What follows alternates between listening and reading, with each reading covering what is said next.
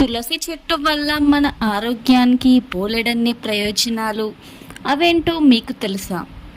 తులసి ఆకుల రసాన్ని ఆయుర్వేదంలోనూ ఇంటి వైద్యం చిట్కాలోనూ వాడుతారు.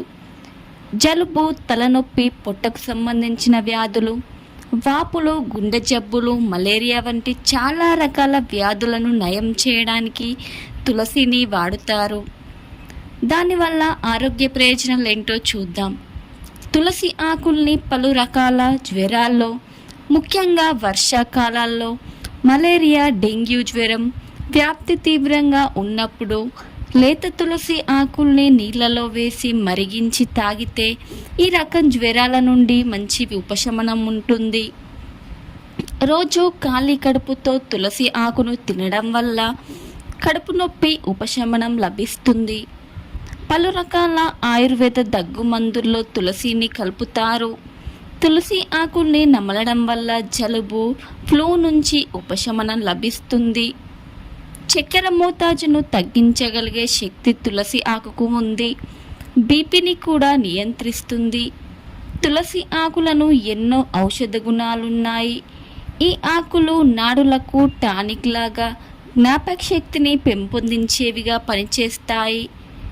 2 స్పూన్ల తులసి రసాన్ని కొద్దిగా తేనె కలిపి తాగితే పైత్యం తగ్గుతుంది.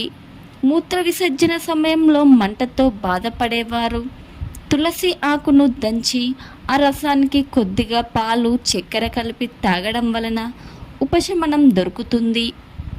తులసి ఆకులను నూరి ముఖానికి రాసుకుంటే మచ్చలు, మరకలు పోయి ముఖం అందంగా, కాంతివంతంగా మారుతుంది.